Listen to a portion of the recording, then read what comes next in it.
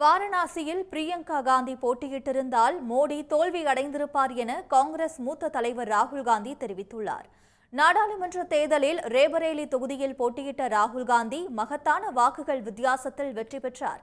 இதற்காக வாக்காளர்களுக்கு நன்றி தெரிவிக்கும் வகையில் காங்கிரஸ் கட்சி சார்பில் ரேபரேலியில் கூட்டம் நடத்தப்பட்டது.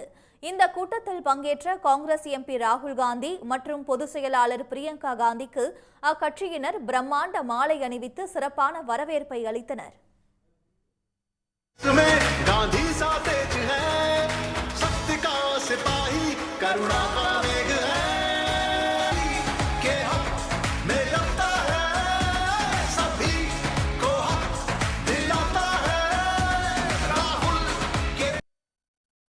அதனைத் தொடர்ந்து கூட்டத்தில் பேசிய காங்கிரஸ் பொதுச் செயலாளர் பிரியங்கா காந்தி, இது ஒரு வரலாற்று வெற்றி என்றும் தூய்மையான அரசியல் வேண்டி ராகுல் காந்தியை வெற்றி பெற செய்த ரேபரேலி மக்களுக்கு நன்றி தெரிவித்துக் கொள்வதாகவும் மக்கள் காட்டிய உற்சாகத்திற்காக தொடர்ந்து இடைவிடாது பணியாற்றுவோம் என்றும் கூறினார்.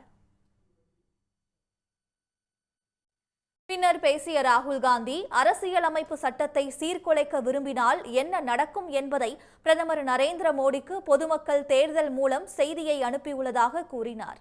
அயோத்தியில் பாஜக தோற்றது மட்டுமல்ல, வாரணாசி தொகுதியில் தனது சகோதரி பிரியங்கா காந்தி போட்டியிட்டிருந்தால் சுமார் 3 லட்சம் வாக்குகள் வித்தியாசத்தில் மோடி தோல்வியடைந்திருப்பார் என அவர் தெரிவித்தார்.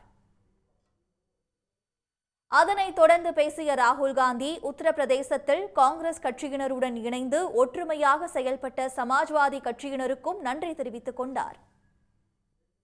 உடனுக்குடன் செய்திகளை தெரிந்து கொள்ள சன் நியூஸ் பெல் ஐகானை கிளிக் பண்ணுங்க.